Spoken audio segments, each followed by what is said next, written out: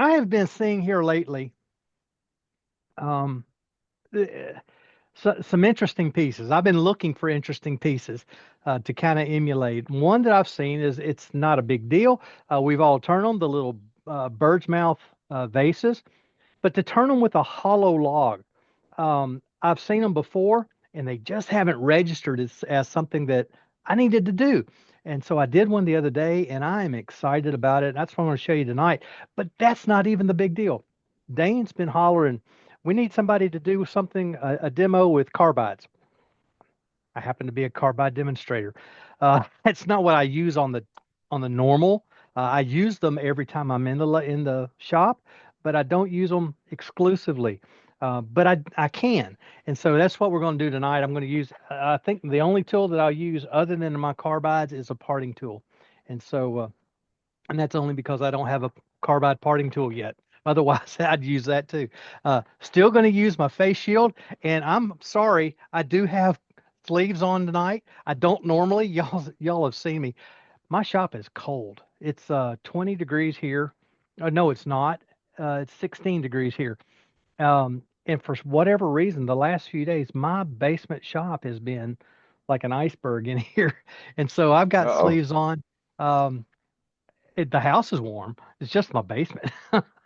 But anyway, I'm going to be very careful. I'm going to stay away. Um, yeah, I just said, Matt, 16 degrees. um, that's not as cold as some places. I understand that, but I'm cold. And so instead of shivering, I've got sleeves on. I will be careful. I'll pull my sleeves up when I'm going to be anywhere close to the spinning objects. Um, the wood I'm going to start off with, it's a piece of hackberry. Nice little knot there. I'm going to use that knot, but there's the interesting part. It's hollow all the way through. Little more wood on that end than there is on this end, and so I'll show you how I'm going to put that in the lathe so that we can get the best um, usage out of it. I'm going to do a couple of things just for my housekeeping. Um, there we go. I am recording this on my unit here, so um, Yeah, I that's can fine. show y'all different views, but also I can use this later on myself. So, okay, I want to use that knot hole, and it is hollow all the way. It goes all the way to the inside. Stuck a probe in there a while ago, and actually knocked some junk out of it. So now I can see through it. But I'm going to use that as my top. I'll make a like a bird's mouth here around that knot. So I'm going to put it against my drive center, which is a steb center in my chuck. In fact, let me pull that out. I think I've shown that to you all before. That's a We got step new center people made. in, so definitely talk about Yeah, it. that's a step center. It's made to go in a chuck, so I don't damage my jaws. I don't damage the step center.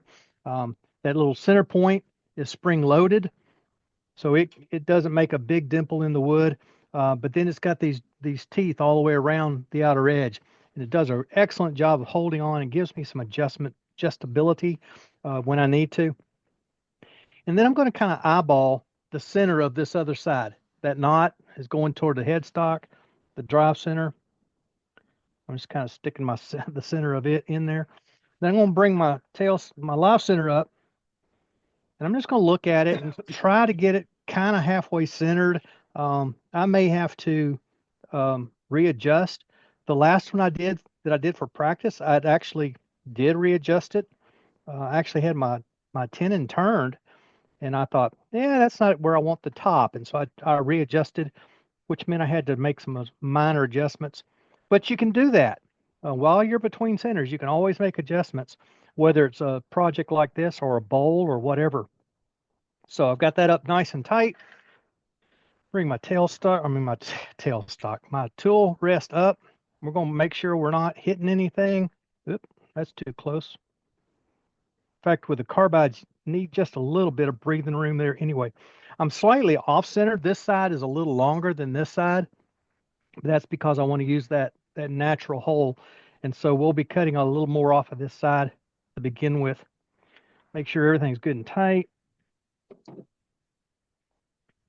I've got my speed turned down. Then we can turn it up to see what's a good, comfortable speed to turn at. I'm standing well out of the way. That's got us at 900 there, so we'll start there. I'm going to start off with a bowl gouge just because it's got a little more heft.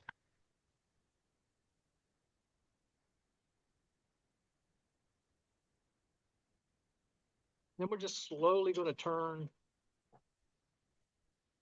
start putting some shape in this, get it round.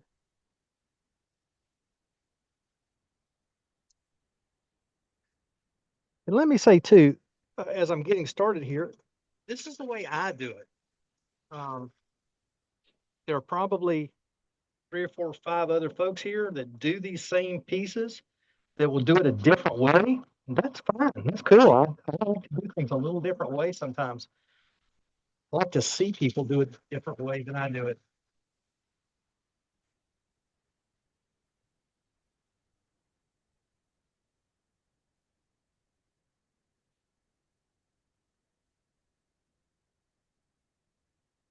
Just like with a bowl, when you're roughing out a bowl, you end up with a big gap real quick. So we can close in. I'm already turning on both ends of this real nicely. Ah, see, I automatically picked up my bowl gouge. I wasn't supposed to do that.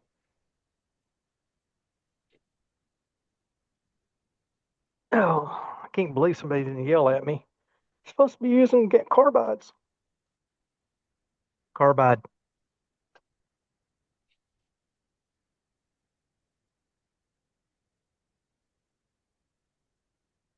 And the reason I need just a little more room with the tool rest with the carbide is because you don't have a lot of room here.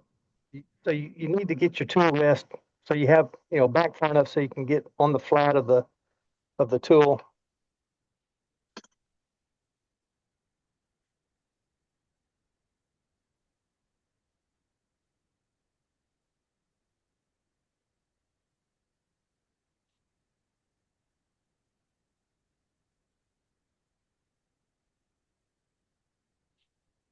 That's the other thing with the step center. When you do get a catch, it just spins. And so you don't really damage anything. It can only go into the wood so far.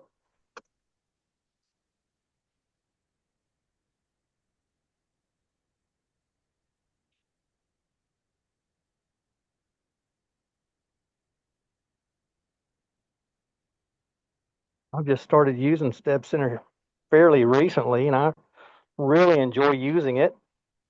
Lots of different centers we can use. Um, One of the things we can use for safety is just a dead center. That's a great center to use. I've used that a couple of times and it works extremely well. Again, you get a catch, it just spins.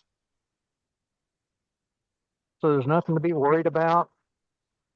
You can learn that skewer. You can learn most any of the tools that you're having trouble in getting grabs on.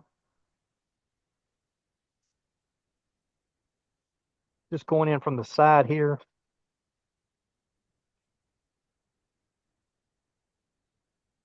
It's a hard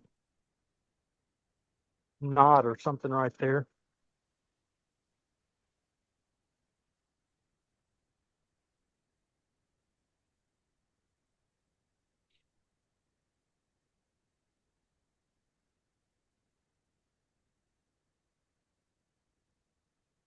I don't know how many times I've tightened that up already, but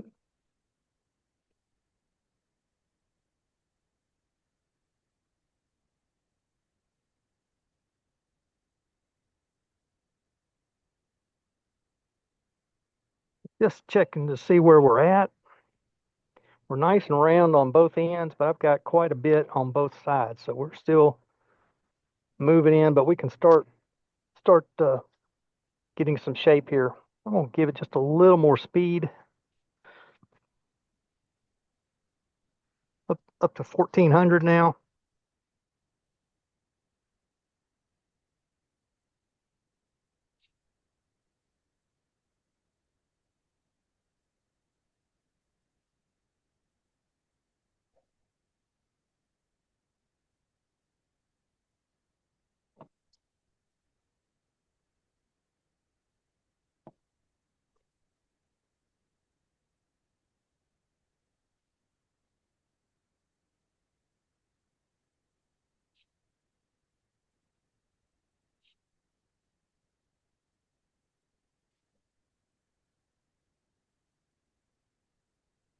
want to go ahead and start making my tenon so I know where I'm at.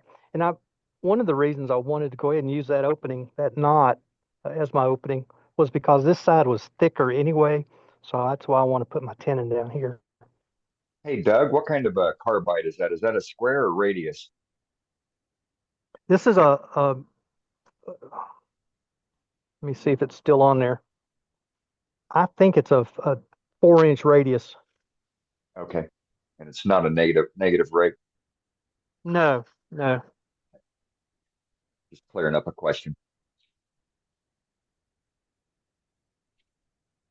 I never have delved into the negative rakes at all. Um, in fact, I just recently got my first actually square cutter of the dead square. Um, I just haven't put it on yet. I will. When I replace this blade, I will go to that dead square.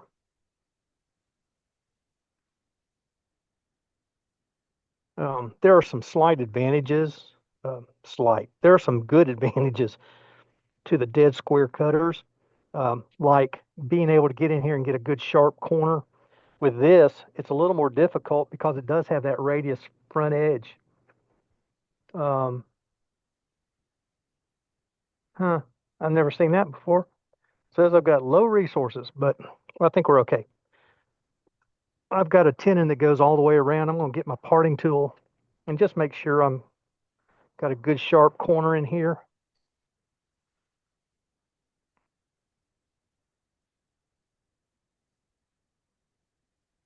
Also going to reduce my nub.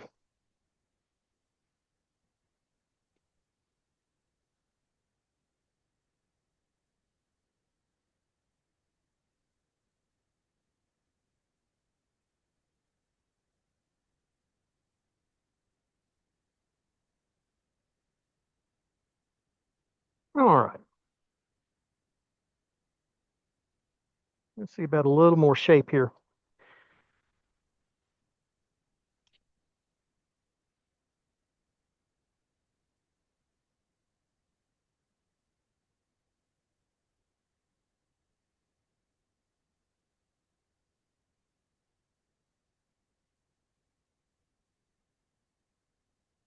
And all I'm doing is just I'm holding it left-handed so that I can go around the piece with the cutter.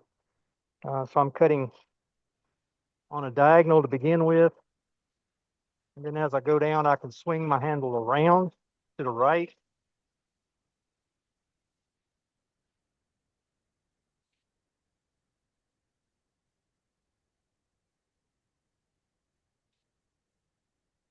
Get that nice flowing curve, and I can go the other way, holding it right-handed.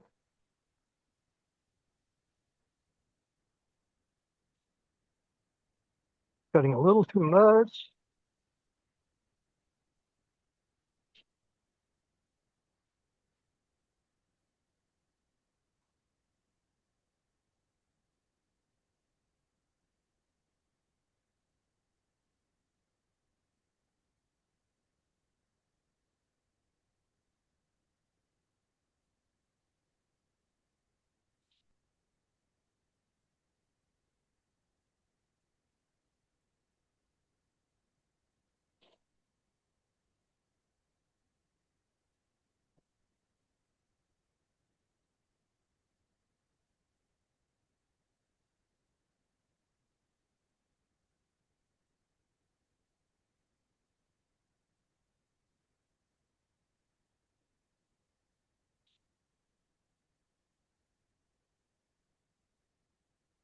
It, the the artistry of these things, of anything that we do, that's always really up to the maker.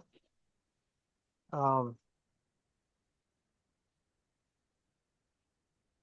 I think most of us have said that in the past, and um, I think that's something we need to continue to emphasize. You may see something in design that I don't see, and vice versa.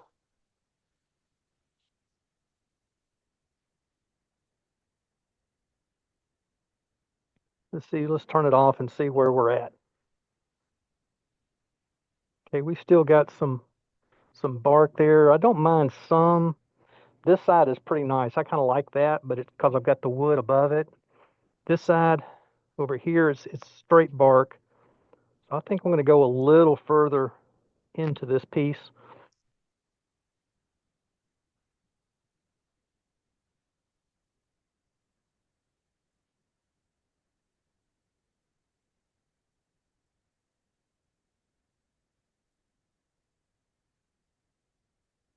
Those cuts I'm leading with the corner as I go across. Just trying to cut away some wood. I want to get a little more of that gone. Don't be scared, Doug. What's that? I said, don't be scared on it. You got it. Oh no, no, no. Yeah, there's no being scared to it.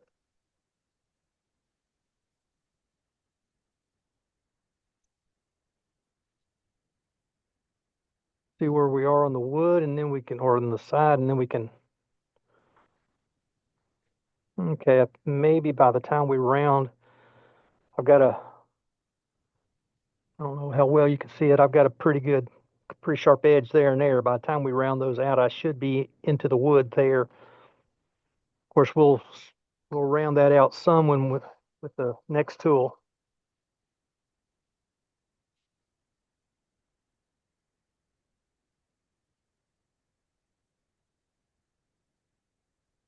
Yeah, the last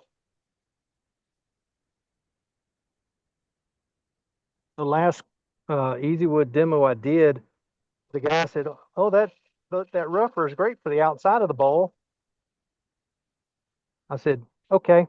I was finishing up one bowl. I said, "You got time? Wait, watch this next one." I never picked up the round carbide. I did the inside with this one.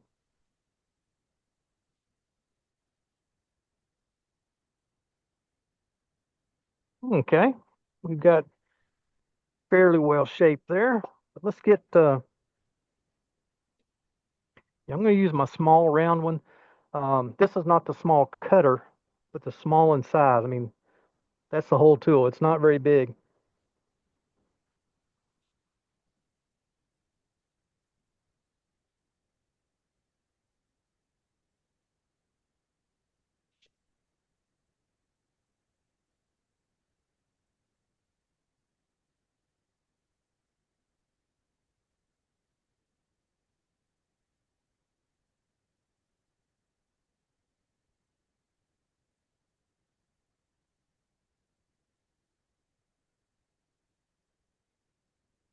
I was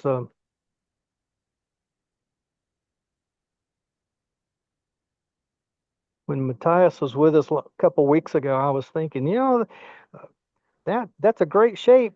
I think if that was on my lathe, I know what I would do with it. And about that time, he stopped and looked and he says, "There's a little hump right here that I want to get rid of." And when he did, every one of us said, "Oh man, it looks so much better." It was just a tiny, tiny change. And we do that. We can see things sometimes in other people's work that we can't see in our own. Quite often, if my wife's around and I'm working on a major piece, I'll have her come look at it. She's not a turner, but she has a good eye for a lot of things. There's still just a little ridge right through there I want to get rid of. But otherwise, see, I've got wood on this side, a little bark there. Got wood on this side with a little bark there. Big hole and another big hole. See what we can do about getting this neck a little smaller. Actually, let's get rid of this ridge first.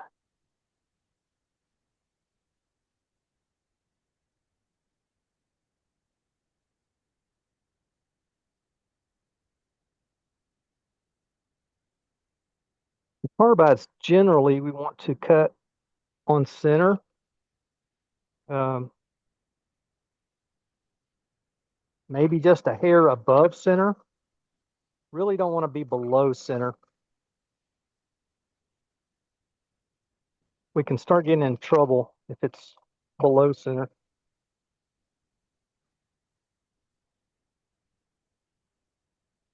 Just ducking down behind here and see if I can still just a little bit sharp here.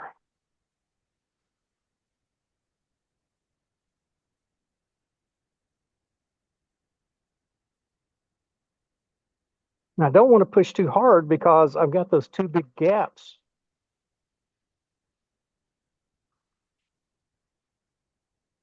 If I push too hard, my tool will go right into the middle of it, and then I'm in trouble. That neck still is too big.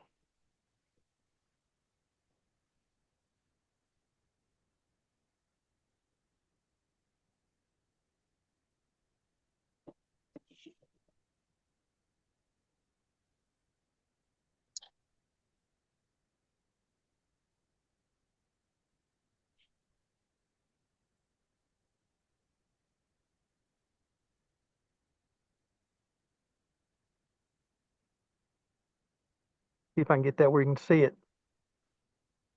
See, those are shavings. There's a secret to carbides. Some people use them way too long, myself included. When they're not sharp, they don't cut very well. When they're sharp, they will cut. I mean, they cut.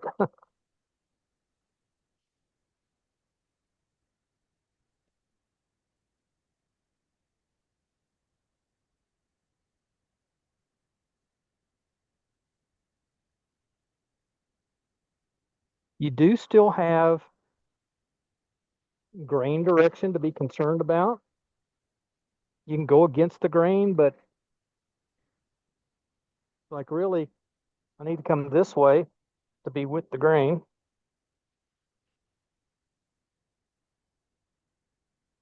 Where are we at? Okay, we're starting to get into the hollow up in the neck even. So I think I'm at a place where I'm fairly happy with. I got a little flat spot right there that I want to try to get rid of.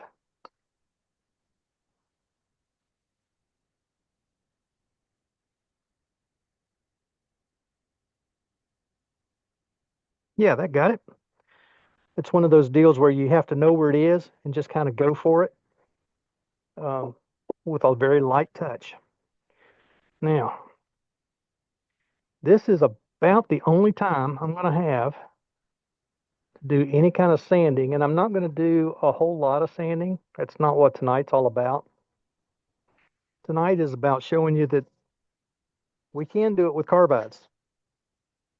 Um, some folks, there are a lot of folks who only use carbides for various reasons, and that's okay. Um, I never have been one of those people who said you either be a carbide cutter or you're a true wood turner. Um, I've had people say that before. I just don't agree. There's a place for everything. You can do it all. You can do all of your turning with carbides. You can do it all with so-called traditional tools, or you can do a combination. I'm typically a combination kind of person. I use the tool that will get the job done at that moment.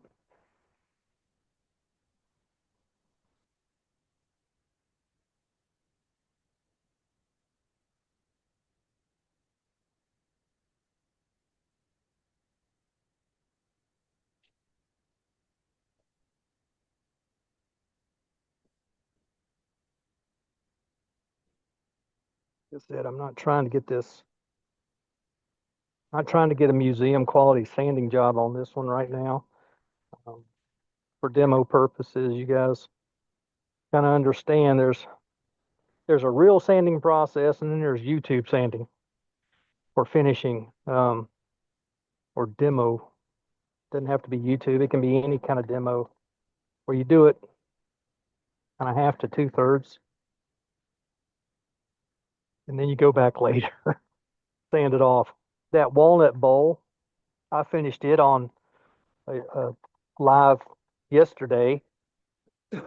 used walnut oil on it, and then took it all off about 30 minutes later.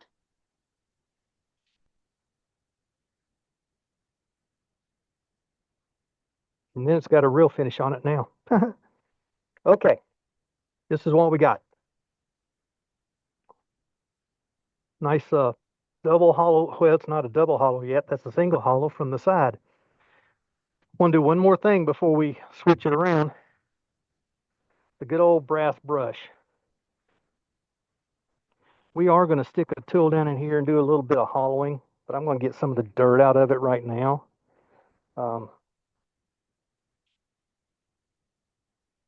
I don't know what got hold of this branch. It looks like it's probably ants, but all kind of fun stuff got in there and chewed on it. And so it's a bit of a mess. All right. We'll pull that back.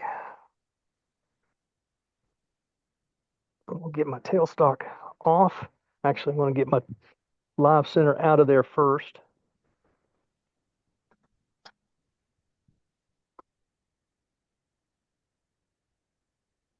Any questions so far? No, you answered the last one, about what rotted out the inside of the branch. It was ants in the ruts. So Yeah, I think there was probably a dead limb coming out of this that probably was broken off, and looks like ants got in it. Now the question is, you can see that gap. I got lucky, honestly.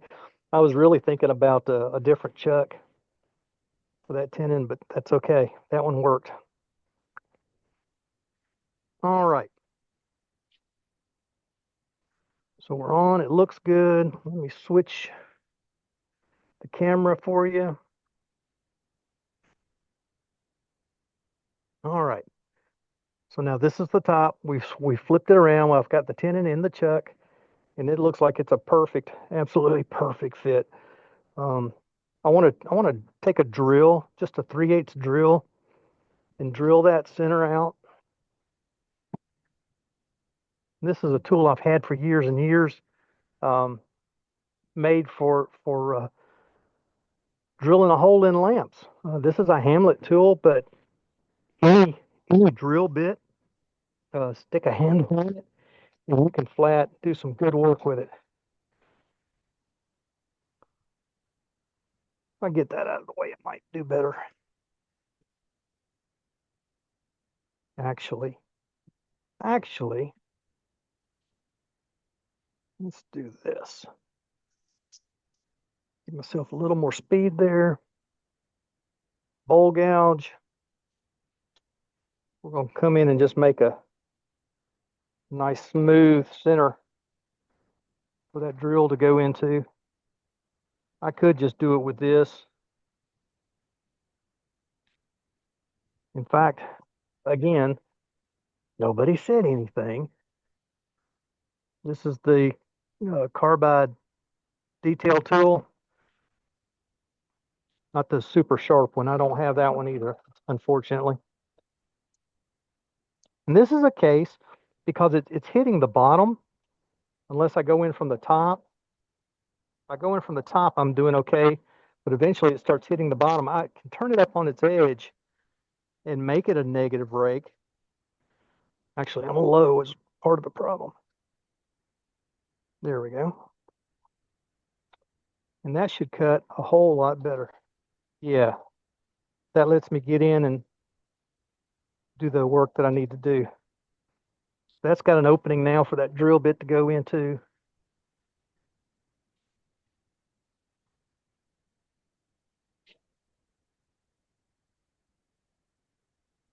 It doesn't have to be perfect, just anything to get you in to start with. And I've come loose, so let's go ahead and straighten that back up.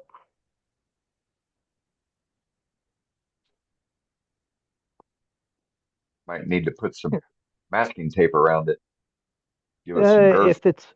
If it won't stay there, I will, or switch over to the other chuck.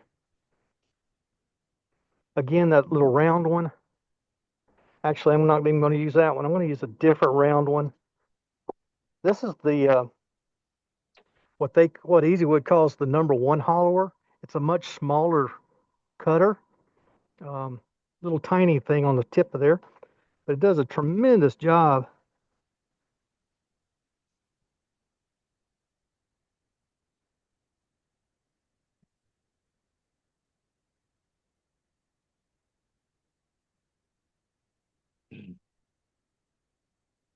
Talked with a number of folks about why such a small cutter does such a good job, and the consensus is the size of it, because it is so small, it doesn't have as much friction.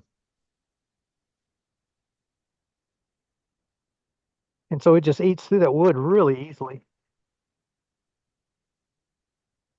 I'm going straight in at an angle.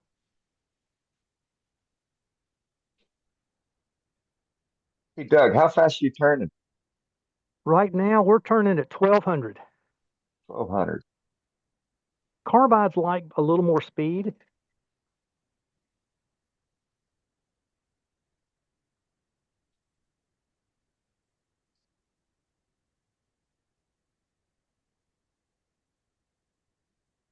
I'm not forcing the tool at all. I'm just letting the tool go at its speed. Its speed. I'm to the inside of it now, cutting away some of that dead wood that was in there.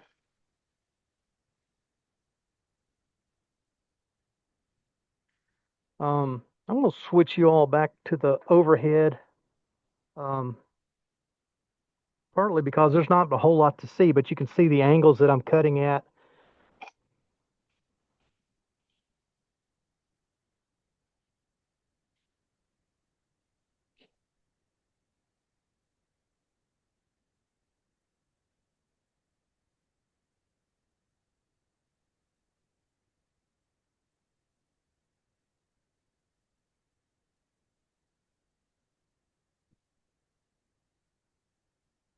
One of the things I'm trying to do is keep my arm above the tool handle. So the tool handle's up against my forearm. That way I can make that a lot more solid. It also means I got to lean way over the bed of the lathe.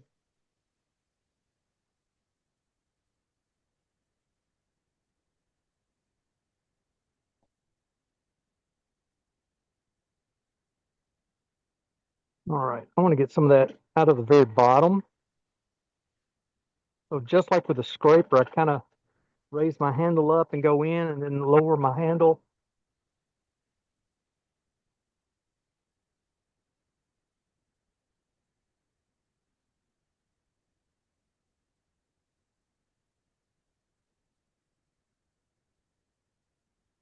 Okay, let's see where we're at. One of the nice things about having the holes is you don't have to have an x-ray machine to see down inside. Okay, and it ejects most of your shavings while you're at it too. My You have a swan lower neck? section, I do have a swan neck. There's something about this wood where the ants have been in it or whatever bug it was. That stuff is hard and it doesn't like the swan neck very good. But Uh, this tool will do the job pretty well. The swan neck will work. It's just pull it out and show it to you. This is one of those crazy tools. You won't see another one like it anywhere in the world.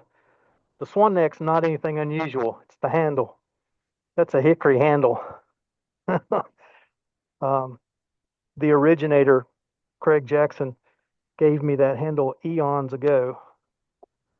Um, it's unlike the handles that they use now.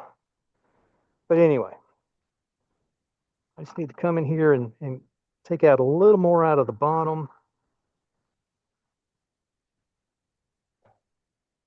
Work my way around to the sides.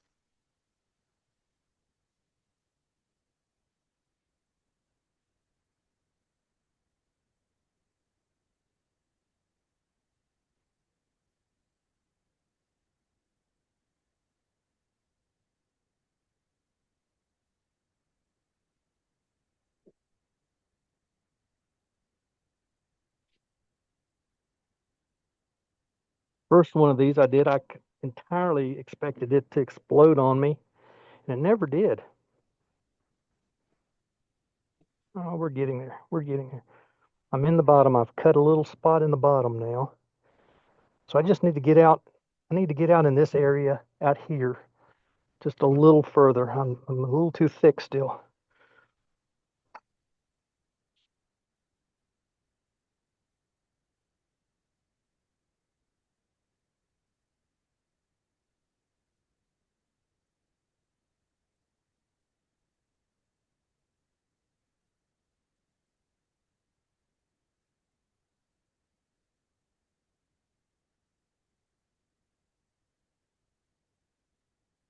Oh, we're getting there.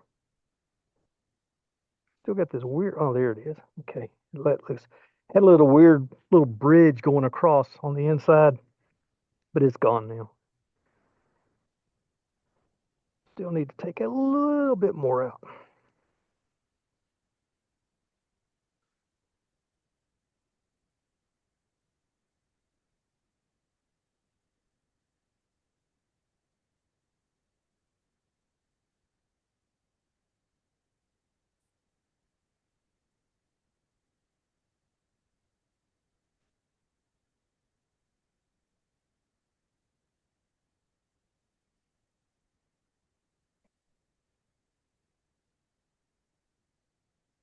It's nice that those chips and dust and whatnot are self-ejecting instead of having to stop and blow them out. All right, we're doing the right thing here. Got an itch on my nose.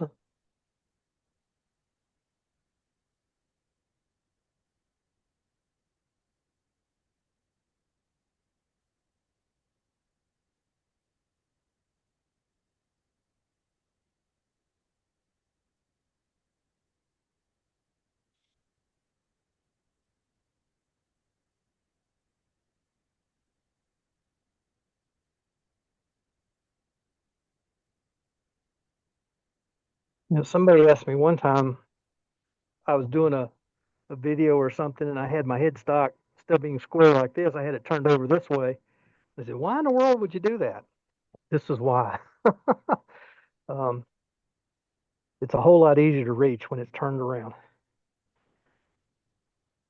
Okay, that's still pretty thick. I'm okay in the bottom, but just it's at bottom end. If I can find the nib and knock that nib out of there.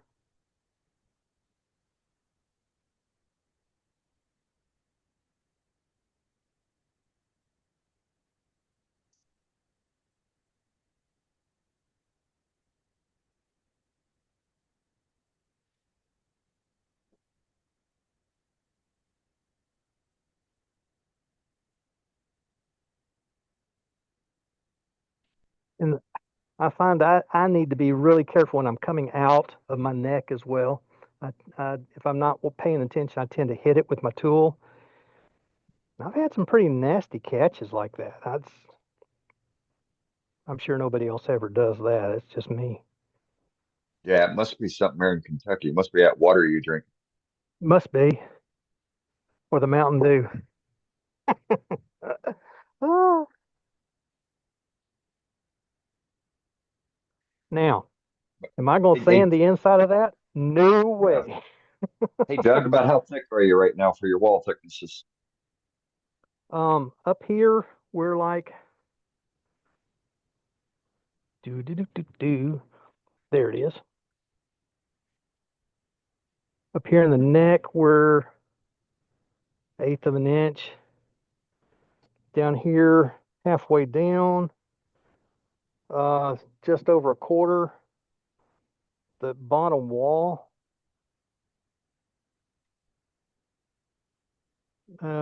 just a little more than that. So I could go a little further. What are we looking at No, here I'm time? just We're in clearing up the 9:02. question. That's all. Yeah, it's not super thin, but it's not super thick either. Now I do have a little thinner neck area right there because of that bark. That's the area we never did get to on the outside, but we have cut it on the inside, so it's pretty thin right there. Looky there. That was a worm that's dried out on the head. I could take a little more out in that bottom area there. In fact, let me show you how that swan neck works. You asked me about it. Got to bring that tool rest back a pretty good distance. Reason being, you want this area in back on the tool rest. You don't want it to be up here. If you do, when you hit in contact with the wood, it wants to pull you down. So a lot of people will go there, and as soon as they get off to this area, it's still a little weak. But if you're here, you're stable. So I've got to watch myself very carefully going in. There we are.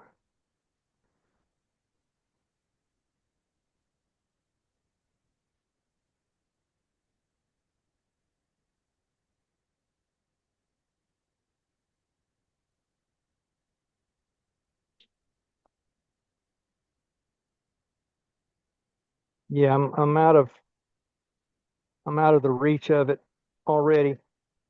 I can get right under the neck, and you can see where I'm at there.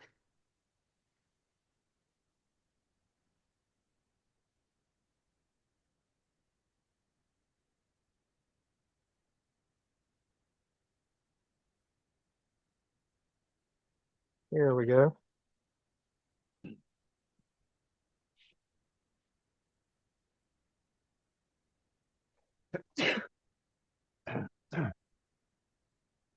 That's the other fun part about doing a hollow form like this. You can see where your tool is a lot of the times. Let's see where we are.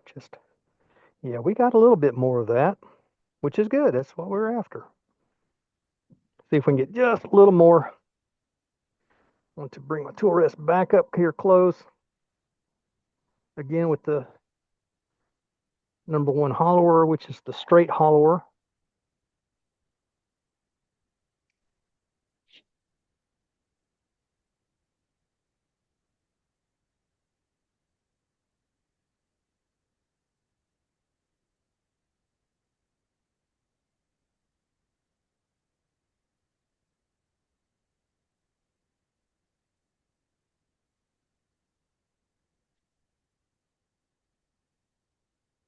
It's interesting to me, the Easy Wood people and their engineers have said maximum overhang, and they put a line right there, easy to see.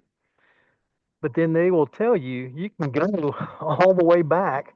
The only issue is you really got to be on top of that arm or that handle so that it doesn't try to jump out. Oh, that's much, much better.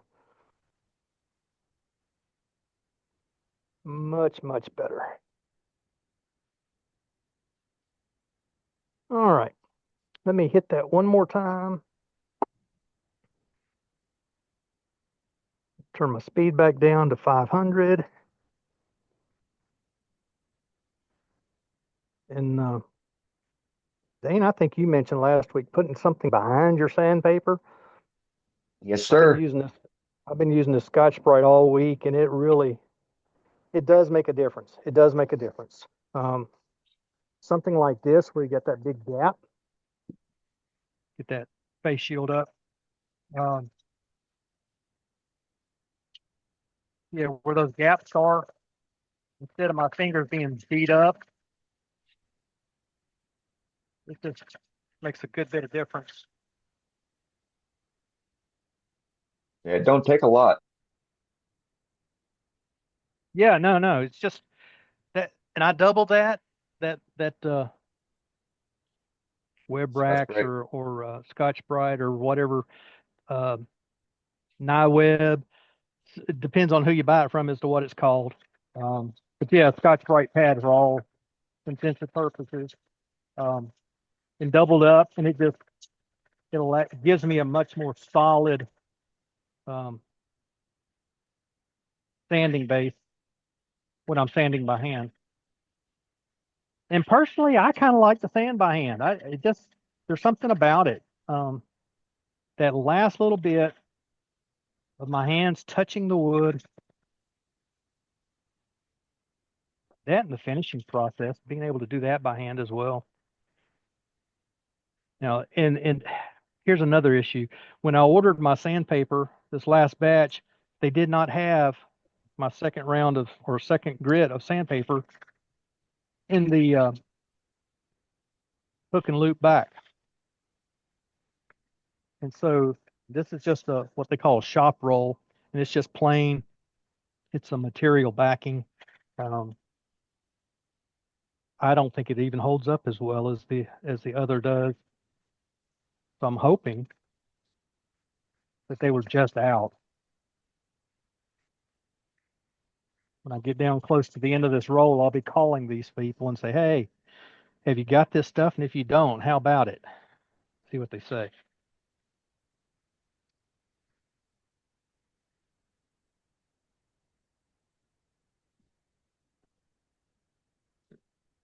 All right. 2 grits down. And honestly, folks, I only sand with 4 grits. Um, somebody said, you must sand with about 7 or 8 grits at least. No, 4 at the most. Sometimes it's 3. It's if it's a piece of wood that has cooperated, and I've done a decent job of tool control. I can start at 120, sometimes even 180.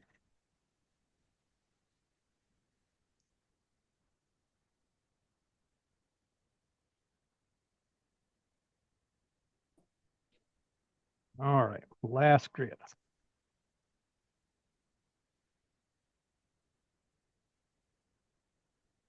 Um, right here is that's my dust collection that I usually have on. Um, it doesn't come across through the videos so bad that I can't turn it on, but I can't hear. So when I'm doing demo, I don't typically use it, but no, when I'm by myself, it's definitely on. Even sometimes when I'm turning, if it's a dusty wood, I'll turn it on and put a little hearing protection in and just go at it.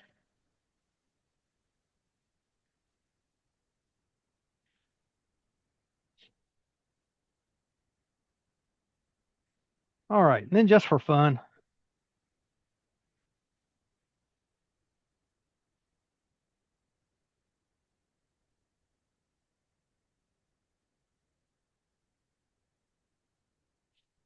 and just like with everything else, I don't hold that, I don't wrap that around my fingers at all.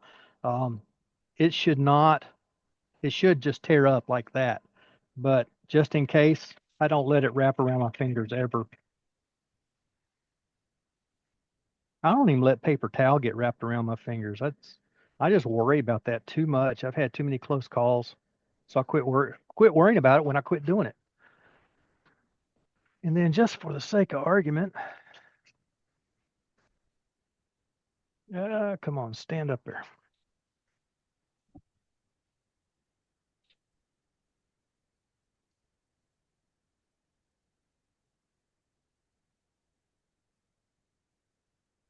Put just a little bit of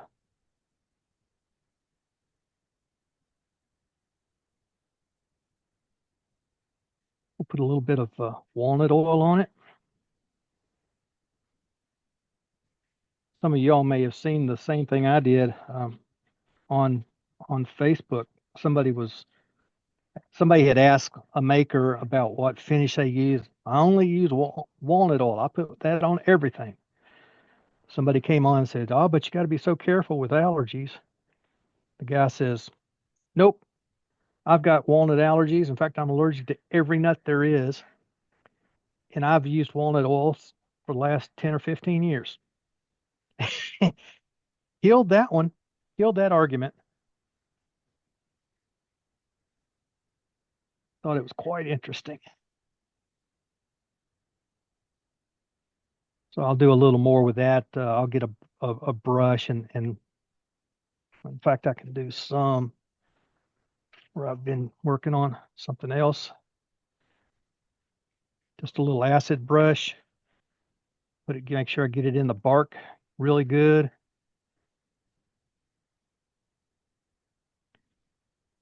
On the inside.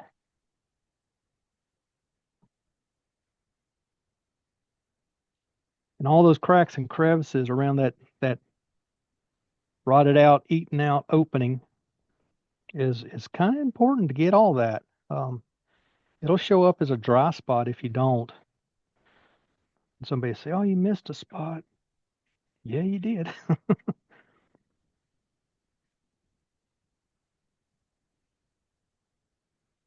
um,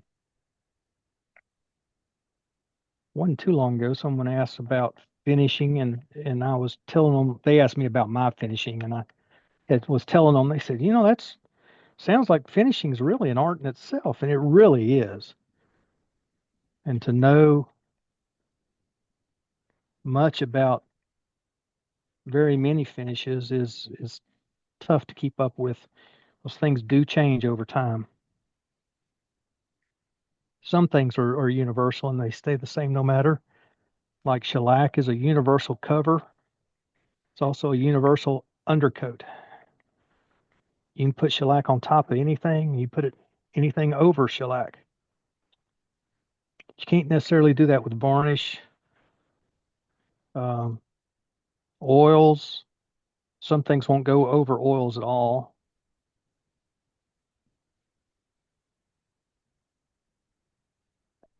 Another paper towel here. Just wipe off some of the excess. Come through here and get some of the inside.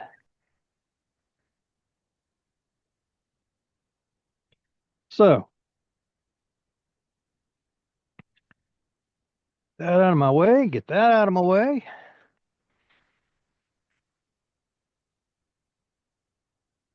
Handy dandy chuck key.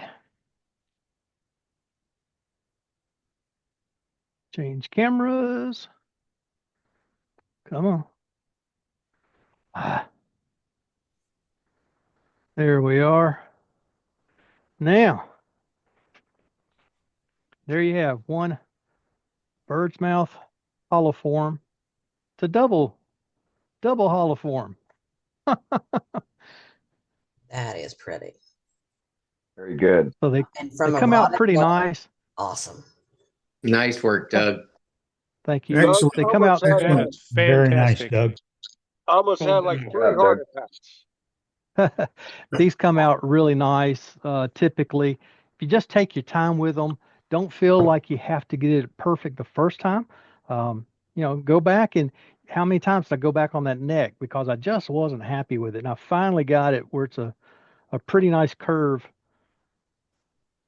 I've got that system thing right in the middle of my screen. I can't see.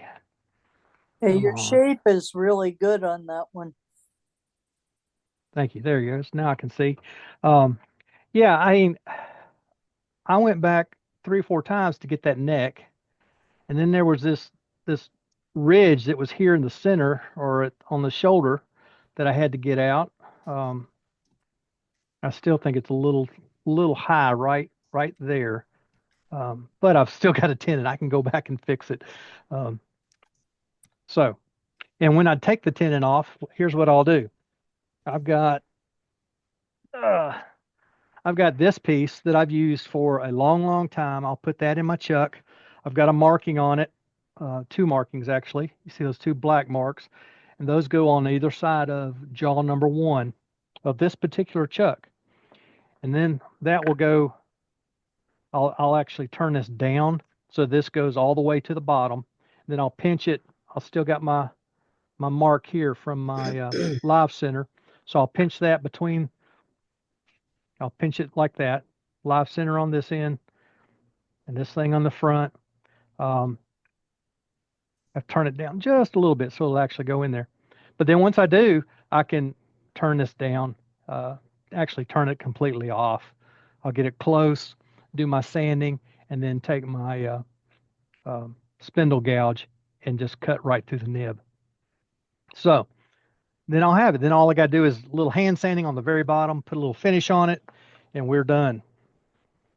Cool. So, any other questions or Very good. thoughts? What was the name of the wood again? Hackberry. Hackberry. Hackberry. This is one of Matt's favorite woods. I'll tell That you what, actually Doug. that actually looks like my hackberry too. Well, a lot of the ones that other people turn called hackberry don't. So nicely done, Doug. Yeah, I mean, you can Very- see there's the little specks that hackberry loves to have throughout the grain.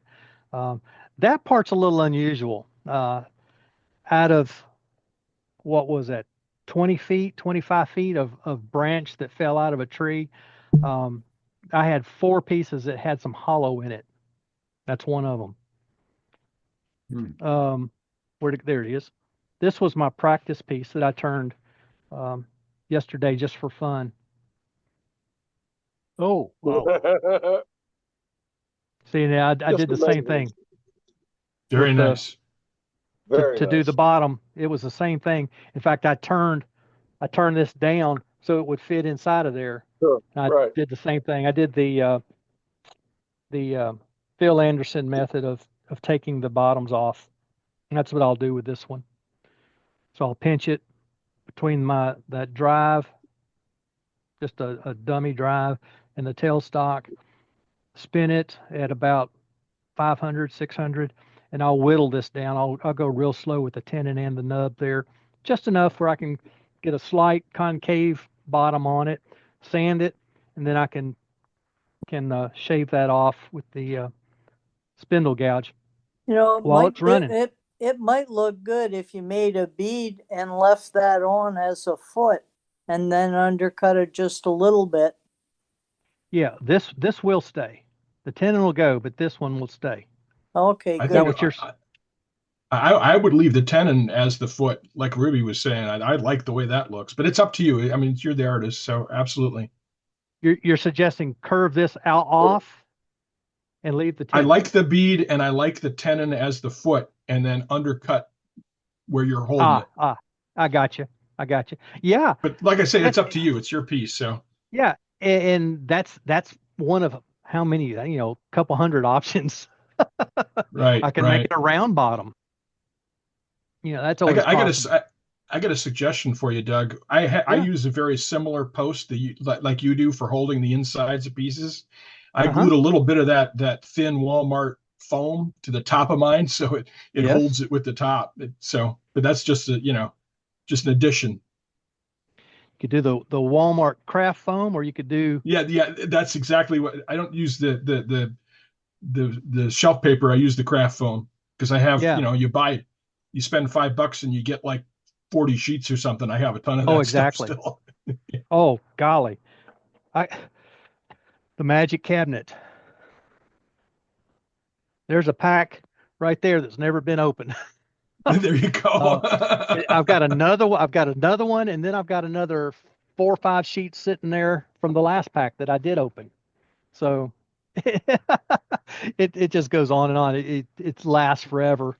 I think it was on sale that I bought them for like $1.50 or $2 a piece, a pack. Wow. And they just kind of go on and on and on. I bought it to 1001 use with my vacuum chuck. All right, Yeah, very I'm cool. still using it with the vacuum chuck. Yeah. That's every once in a while, that's- mine. That's All right. beautiful, Doug. The Does anybody piece else is have any beautiful. questions or comments for Doug? No, except you almost gave me about 3 heart attacks. Shouldn't. It's That's not that bad. this would be an easy job with bowl gouge, spindle gouge, all of those things that we typically use. You saw how easy it was with the carbides. Very simple, very simple. It's a simple turning. The finished product, people say, huh? How in the world?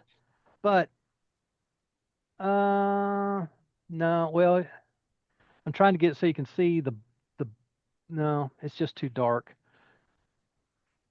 Trying to get it so you can almost see the bottom. See, I actually turned the bottom inside. I got all of that, and I got the wall out to, it's about 1/4 of an inch at this point. This bottom corner here, it's about 1/4 of an inch. But got the bottom fairly smooth because I did cut it with a round cutter. There you go. You can see it. Yeah. Sure can. That was very That is enjoyable, nice. Doug. It really was. Very Doug, I enjoyable. have